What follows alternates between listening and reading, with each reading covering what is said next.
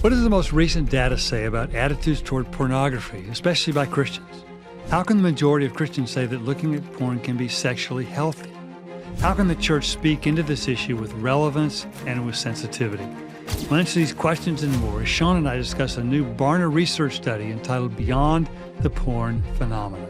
Where are we getting this ethic from? There's just not much room to contest this. Holy cow, that's devastating. Not so fast. The reason somebody looks at porn is not because of just a lack of willpower. So the solution... I'm your host, Scott Ray. And I'm your co-host, Sean McDowell. This is Think Biblically from Talbot School of Theology at Biola University. Sean, this is quite interesting study. Some really alarming conclusions. And you had a chance to participate as one of the panelists in this for how the church should respond to this. So, you've got sort of firsthand exposure to the data that they've uncovered here. But what exactly is the significance of this new study by Barna? So in 2016, my father's ministry, the Joshua McDowell Ministry, commissioned and sponsored a study with the Barna Research Group. It was called The Porn Phenomenon. And they uncovered some pretty surprising findings. Of course, some things are not, but some things that are. For example, among Gen Z at that time, people were far more likely, I think in the 50s versus the 30s, to say that not recycling is more immoral than looking at pornography. That was an interesting metric that came out around 2015, 2016. So Pure Desire Ministries now partnered with the Barna Group to do an 8 to 10 year later in-depth study in light of, if you think of all the changes that have taken place with the Me Too movement, with even continued growth of social media, of course, artificial intelligence, what has now changed in the church and in the culture in terms of what we believe and how we practice as a society as it comes to pornography. And I think you're right. I try to not use words like stunning and alarming because everything is stunning and alarming today to get clicks.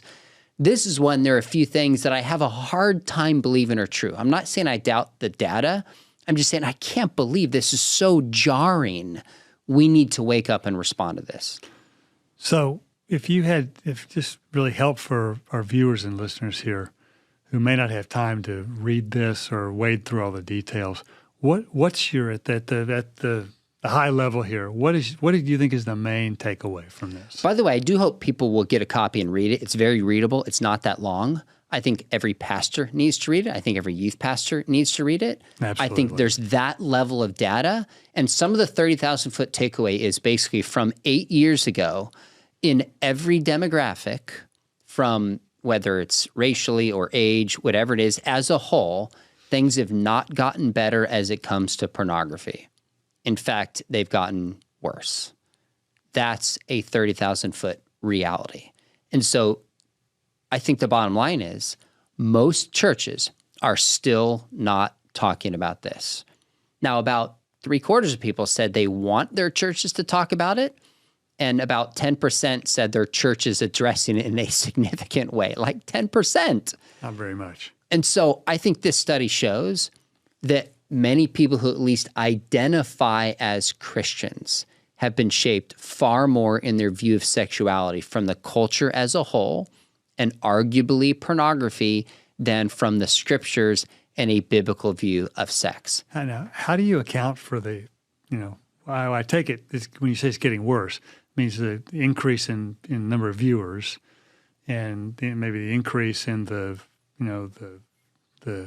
sort of off the beaten path type of content that they're being exposed to. I take it that's what you mean by it's getting worse. Yes. So I guess I could say it's getting... Both the frequency and the content. Yes. And some of that is because things like social media have become a new means by which people are at least accessing soft pornography and beyond in a way that it maybe wasn't as prevalent 10 years ago. But I think with things like virtual reality and artificial intelligence, now the study didn't get into depth on artificial intelligence because it's really emerging right now. I think the content is radically shifting as well. And here's one of the things just to keep in mind. And we talked about this when we had Christopher Lind on a while ago. Is there's a difference between, in the past, if somebody wanted to go find pornography, they could find it. If you could imagine some kind of pornographic scene, whatever that may be, you search it, somebody has already made it. Now with artificial intelligence, people can just think it, plug it in, and it's created in ways that it's now difficult to distinguish what's true and what's not. So numbers and quality, for lack of a better term, have both, I think, arguably gotten worse. And actually, we're coining new terms for some of the things that are coming out now. That's right. Sextortion, for example, is the newest form of extortion. So, and that's, who knew that we would have, deep fakes that would be putting people's faces on sexual images with the kind of frequency that's happening now. That's right. Yeah. All right. Are there any positive takeaways from this? Oh, so that's an interesting question. I would say positive takeaway is that there's at least a number of Christians who want churches to address this. That's positive. That's at least some people saying we need help. It's the elephant in the room that we're not addressing. We're also seeing on positive takeaways, let me see if I can find this right here, related to Gen Z, a really interesting potential shift that's here, potentially.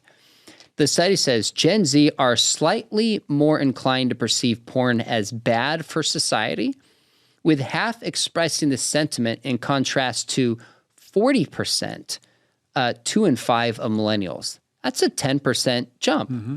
So they said, it could be that we are gathering momentum for a pendulum swing back to a more critical stance. That could be the case, that we now have a generation that's been raised in such a sexualized culture that there's an awakening, at least among a not insignificant percentage of Gen Zers. That's one of the positive things. Okay. Anything else in here that just caught you off guard? Oh, my goodness. Some of the specific examples that we'll get to, I mean, in some ways, it's hard to imagine that it's really true. I had to read it a few times. Now, the study makes a distinction between like self-identifying Christians, practicing Christians, so like somebody from Latter-day Saint would say that they're Christian, but a practicing Christian would be more evangelical community. So one of the studies, 3 in 5 Christians tell Barna they agree a person can regularly view pornography and live a sexually healthy life. Now, those are self-identified Christians. Right. But 62%, I mean, that is incredible to me that many don't see a tension between viewing pornography and living out the Christian life. I wonder if they just see a tension between viewing pornography and their spiritual formation as opposed to viewing pornography in their sex life. Is that a possibility? So this study doesn't probe down into, and I would like to know why there's that bifurcation that's there. Because that's the question that just sort of screams out at you. I think it's possible that they're able to just separate it and say, well, as long as there's not actually a third party who is here and I'm just viewing it, it can enhance my life. I'm sure there's some ways that people can say, because it's still sex with my wife. But still, I'm going, where are we getting this ethic from? And I think there could be other things that are contributing to it as well. Like we've just become so desensitized in such a pornified society it's that even Christians don't see that many times. All right. So let's for our viewers and listeners, let's see if we can get a handle on how many people, Christian and non-Christians, view porn, and how significant is the porn industry? So this is a new stat I'm going to be using, or it's not really a stat.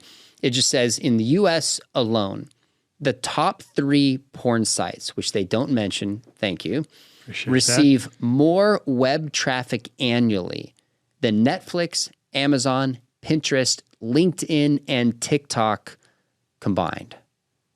Now, just TikTok is so ubiquitous. If it was as much or more than that, it should be alarming. But you've got Amazon, Netflix, Pinterest, and you're talking about web traffic, and it's more than all of them combined. I think it is far larger and more prevalent than we remotely understand in the church and outside of the church. So I mean, it's fair to say that I think it is still a multi-billion-dollar industry. Oh my goodness. That dwarfs a lot of other industries. In the U.S. alone. Now, here's one thing that might help. They said all generations have witnessed a significant increase in daily engagement over the past decade since the 2015 research. Overall, over half of practicing Christians, so these aren't self-identifying Christians, half of practicing Christians report viewing pornography compared to 2 in 3 non-Christians. Now, how often they view it, once a month versus daily, that's where it breaks down. Right. But at least with some regularity, over half of Christians who otherwise practice their faith are viewing pornography. So, Sean, do you think this is just a case where, the average Christian thinks this is a no harm, no foul type of thing? I think it's a few things. I think Christians in their heart of heart know that they shouldn't be looking at pornography. But what's true for probably all of us, and I have to watch this in myself, is rather than compare myself to God's biblical standard, I compare myself to somebody else. So I'm not as bad as that guy, and then I feel justified in it. Right. And so pornography is easy to say, I don't look at it that much.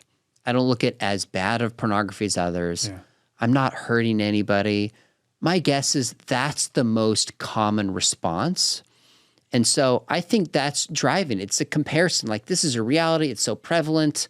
And then voices can come in and can say, I deserve this because my husband or my wife. Like, I think that's probably most Christians just have a sense of a defeated life and don't really have the tools and sense of urgency to conquer it. All right. So let's contest the no harm, no foul idea. What does the data tell us about how porn affects people? Oh, so there's a ton of data in this that walks through how it affects people. In fact, there's a whole chapter on that particular part, if I recall. There's big chapters on this, and the report talks about how it affects not only our soul, like our minds and how we think, but it also affects our body. In fact, they interviewed some medical doctors to talk about how it rewires the brain and the synapses when you look at pornography that affects the way that when you translate to a real person who doesn't match up with the images, I've biologically wired myself and desensitized myself to not respond to the person in the flesh. That's one thing that they talk about. Here's one example they gave. They said in 2015, a strong majority, 79%, defined an image depicting sexual intercourse as definitely pornography. Now this has weakened to 67% holding this view. So in one sense, it's like, wait a minute, 79% used to think that was pornographic. Now it's 2/3. So from 4 out of 10 to 2 out of 3. Well, what's happened? We've become desensitized as a culture. That's an example of how it affects us. And they go on and on here. I mean, I marked up all these pages about how it affects us here negatively. I think the data's out. And I think it's really hard for somebody to argue that pornography does not affect relationships. It does not affect our brains. It doesn't affect our view of others. I don't think there's any way somebody can make that case in light of the data that there's not empirically deducible. Let me give you one more if I can find it right here. Here it is. Okay, so here's what they write. It said, many men view their partner's use of porn as sexually stimulating or the marker of a partner's high libido in general. So men view their partner's porn use differently than women do. It could also be that some of the women who regularly use porn do so for their partner's benefit. Women are 10% more likely to say they view porn to set the mood with a spouse or romantic partner, whatever the reason. The fact that men tend to view their partner's porn use as positive, while women overwhelmingly view it as negative, can undoubtedly contribute to misunderstanding and relational breakdown. So looking at pornography shapes men to think, oh, women enjoy it. They want this.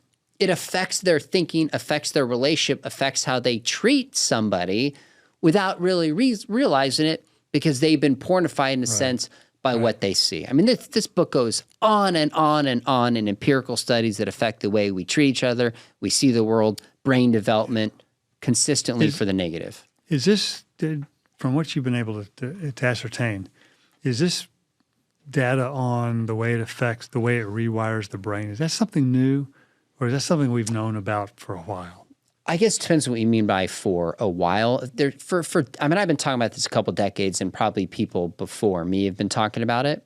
But as you go back, as I understand it, there was beliefs that the brain was a little bit more solidified in adolescence and didn't really change. And we've learned that the brain's not really fully formed till the mid or upper 20s. Lots of plasticity to it. And still has plasticity over time that we can adapt. And so, yeah, we'll leave it at that. Okay, all right. I think what I want our viewers and listeners to be aware of is how overwhelming the data is on this. And there's just not much room to contest this on the analytics part of it. Because the harm is becoming really clear in ways that it hasn't before. At the same time, when the prevalence of it is increased and the attitudes toward it have shifted, I think pretty dramatically. I think a generation ago, I'm not sure you would have found that 55% of Christians think that you can be sexually healthy and view porn regularly. That's a huge generational shift. And I don't think a generation ago you would have found that almost half of practicing Christians say they're comfortable with their current use of porn. I mean, in my experience, everybody who viewed porn was uncomfortable with it. That's correct. Non-Christians going back. That's right. And today it has become, I just don't know what, besides the ubiquity of it and our desensitization to it, what has changed that, that would cause people to ignore the biblical teaching on lust and on sexual fantasy, on committing adultery in the mind, all those things that would have changed so much that this number, this kind of percentage of people say they're comfortable with any use of it, much less their current use. This is one of the things that stunned me, and I honestly don't know exactly what to do it. When it says 49% of practicing Christians who are porn users are comfortable with it, at first, in one sense, if somebody said to me, are you comfortable with your porn use? I'd say sure, because I don't look at it, so I'm comfortable. So I thought, well, maybe this is just all Christians, whether they use it or not. This is specifically Christians who view pornography. Are users, yeah. So that tells me one thing that shifted a little bit is I said in their heart of hearts, a lot of Christians know that it's wrong. They're comfortable, like they're not motivated to change it. But I think maybe I need to ramp up a little bit so people really understand. Do you know how damaging pornography is to the spirit, to the soul, to society, to relationships? Do you know how much it violates God's design for sex? It's important we don't do so in a way that shames people. Right. Because I think a lot of the reason people are living defeated lives, they feel like if this is the worst sin ever, then I can't talk about it. So I don't want to shame people. But as I read this, one of my takeaways was I need to ramp up the sense of urgency that half of practicing Christians are comfortable looking at pornography. Holy cow. That's devastating. We need to light a fire in them and help them have the tools and understanding of how just, I think, cancerous this is to the body and soul. Well, I think what it does reveal is that we've just bifurcated parts of our private life out from under the lordship of Christ. And the fact that our churches are not addressing it, I think, is an indictment on our churches for just not wanting to go there. But if we said, 49% of practicing Christians are comfortable with their current adulterous relationships, we'd be all over that. What it reminds me of is I think in many of our churches there are acceptable sins and there are not so acceptable sins. That is true. Or maybe sins that you can confess in the church, but you can't, and others that you can't. And this is definitely one that I think still is in that category of unacceptable sins that bring a sense of shame, and the notion that you could actually talk about this more openly with anybody, not a group, but just any individual in the church, I think is still, I think, sort of way out of bounds for most people. I agree. I definitely agree. All right. So this may be, one of the things I think the study talked about, which surprised me, I didn't expect this, was how sex and porn are different. That seems to be a really important point. What's the point they're making there? So it's funny because I've thought about this, but what they do in a report like this is they interview experts in different areas, doctors and writers, and I had a chance to be interviewed in the back of it in a different section. And they're interviewing an author named Sheila Ray Gregor. And here's what she says. She says, porn and sex are often seen as the same thing. So the desire for porn is equivalent to the desire for sex. The idea is if a guy wants porn, but he gets enough sex with his wife, he'll be able to withstand pornography. We'll come to more of that in a minute. Exactly, yes. Good. He said, but porn and sex are not the same thing. They're polar opposites. Sex is a deep knowing in an intimate experience. God made it to be mutual and intimate. Porn is using someone for your own sexual gratification, where they don't matter at all. It's completely self-focused. So sex in the Bible, and of course in the Hebrew, yada is a sense of knowing. Right. Adam knew his wife Eve. Abraham knew his wife Sarah. So to describe sexual intimacy, it's a relational term. Right. And it's a deep, intimate knowing. So there's no physical sex in heaven, but we would argue it's a signpost of knowing somebody and being known in a way we will know God and others in a deeper sense in heaven. It's real intimacy.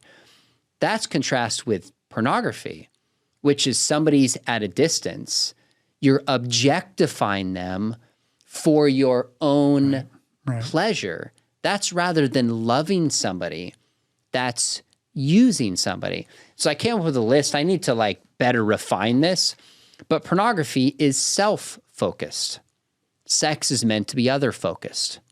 Pornography is individual, typically. Some might say they watch it with their friends, but it's an individual experience watching somebody, whereas sex is meant to be relational and mutual with a spouse.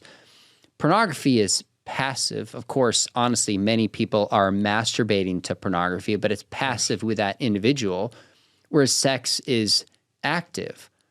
Pornography is taking from somebody. Sex is giving.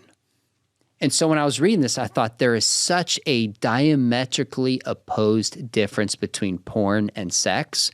And I think a lot of the people, especially Christians, haven't really thought through that distinction and say, well, looking at porn, it's a part of sex. It helps sex. It's just on a continuum. It's on a continuum because it's a failure in part for us to teach exactly what God's design is for sex and how pornography corrupts and twists that good design. But we say it's a difference in kind, not the difference in degree. Exactly. Well said. All right. So this is back to the point that you made a little bit earlier about marriage and porn use. Because I think there's a misconception out there that, marriage is just this automatic fix for porn use, and that once you're married and have regular sexual relations, there's just no need for it. I take it, if I remember correctly, the study says not so fast. Yeah, this surprised me. I mean, I've studied this stuff for years, and I just don't recall seeing a direct difference between people who are single and who are married and porn use. It's usually men of a certain age or women. And it was only about 10% less for people who are married. And of course, depending on how you gauge this, which tells us, in other words, getting married doesn't fix the issue at play for people who are looking at pornography. It doesn't fix it.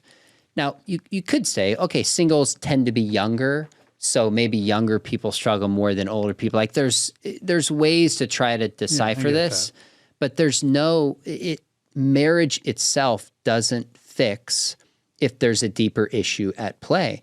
In fact, in many cases, if you're looking at pornography first and you bring that into your marriage, it actually makes it worse. There's a lack of trust and other things that it undermines in the marriage, especially in a Christian marriage.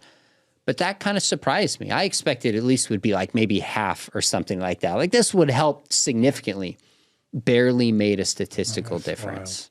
Wild. Yeah, although I think that's like a major dose of reality for people who think that marriage is just going to fix this, which suggests I think that there are deeper issues at play than just sexual or physical ones. And that's exactly right. And that's why I would tell my daughter, I would say, if there's somebody struggling with pornography, do not marry him. Yeah. Period. Until that is resolved sufficiently. Now, of course, you can marry somebody who's wrestled with that in different ways in the past and got healing. Of course, God redeems and transforms. That's no question about it.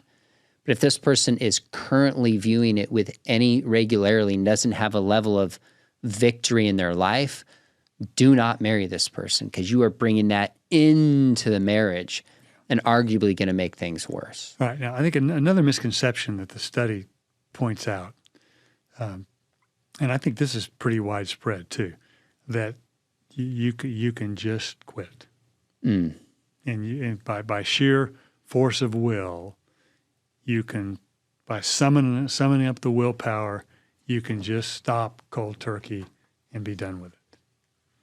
Right? What does the data say about that? So when I give a talk on pornography, I walk through like 3 or 4 myths. I'll quit later. It doesn't affect me. I'm not hurting anybody. And reading this, I thought, you know what? This is the new myth I'm going to add. And they say it right here. They said a research reveals that 64% of Christians agree that with enough willpower, a person can overcome porn addiction on their own. And of course, they walk through in here why willpower doesn't solve it. Right.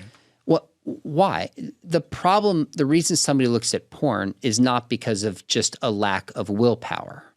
So the solution is not just more willpower. There's deeper spiritual beliefs. There's relational brokenness. There's other things at the root that are the chief cause. Now, of course, we need some willpower and discipline to resist all sorts of things we shouldn't do.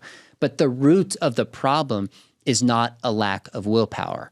So when Christians preach this, people get a sense of like, I'm defeated and I've tried and I'm weak and maybe the Christian narrative doesn't work because I can't pull up my own bootstraps and fix this. So no amount of willpower is going to solve this. That's where grace comes in. That's where accountability comes in. That's where love and care and dealing with the deeper woundings that take place. In fact, you might say, porn use is not the root of the problem. It's the fruit of the problem. What's the fruit? Spiritual, relational brokenness and hurt.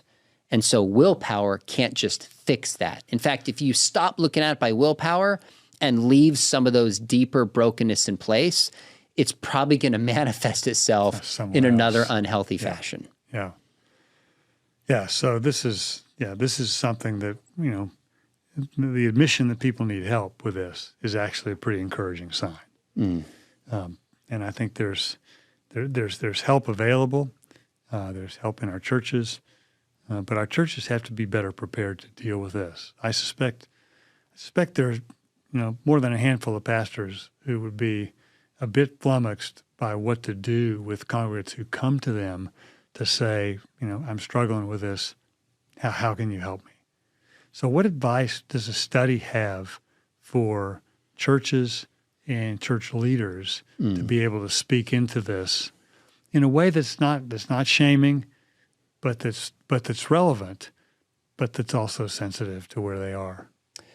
So if I can make one point before we get to that, when I read a study like this, I'm asking myself what they cover and maybe what I wish that they had covered.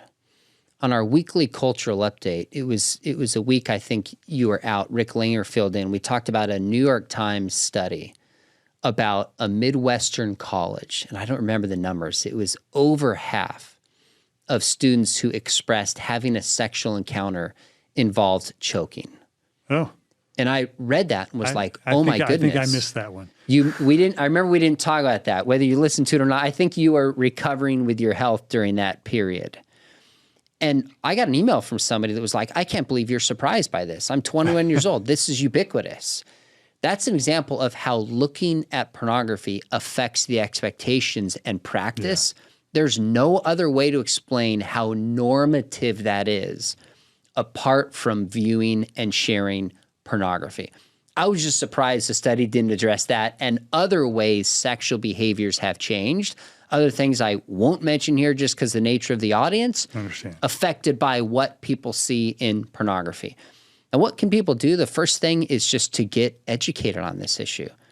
It's hard to rank these things, but to me, in terms of top 5 issues a church needs to address, sexuality as a whole and pornography is there, especially when it comes to the next generation. Especially with these numbers like they are. And one of the things Barna has always said is accurate information gives us power to diagnose this correctly. So, I mean, I have no stake in this. I don't work for Barna. I just volunteered my time. I was happy to. But I'd really encourage people to pick up a copy of this, work it through, study it, pay attention to it. Knowledge is the beginning. It'll dispel a lot of myths, but also open you up to go, 54% of practicing Christians are looking at pornography. This is my congregation. This is my church. This is all hands on deck. So that's number one. Second is every church has to have some kind of practical support group. If a church doesn't, if they only teach from the stage and doesn't have a practical support group, and that could be for people struggling with gambling, with alcoholism, other kinds of addictions. Of course, these are called Celebrate Recovery at certain churches, where you have that accountability and biblical teaching and love and just sense of grace that's built into somebody. You can't minister to somebody apart from that. Third is I think churches need to have counselors set up who are trained in this. I counsel a lot of students, but I also know when I'm at my depth, when somebody starts talking about a level of addiction, certain kinds of pornography, a little beep goes off that says, Sean, you're out of your depth. Yeah. I need a professional counselor. So churches need to have counselors either there or they work within the community, specifically biblically trained to address this. The other thing church can do is just have resources. Have resources on this. When somebody comes into the church, have books that are there that just shows we're not afraid of this issue. We're willing to talk about it. And that might turn some people away, but I think that would invite a lot more people to have the best books, the best studies, best websites. Pure Desire Ministries sponsored this. Everything I know about them is just only a positive, wonderful ministry. Nick, I'm going to say his name right. Nick Stumbo is the executive director for this and just has an amazing story. So I would look up Pure Desire Ministries. I think they're doing good work. The last thing is stories are powerful to people. When people hear stories of somebody willing to share their testimony that says, I was here, God changed me, I'm out of it, here's what I did, that gives people hope and tools to feel like I can do that as well. And you've written on this too, right? Have books in print on this? I don't have a whole book on pornography. I wrote a book called Chasing Love, which is a biblical view of sexuality.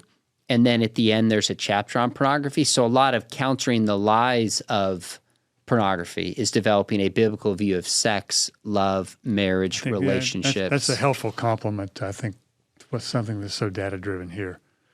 That'd be a helpful one called Chasing Love. I won't argue with that. Okay. You may.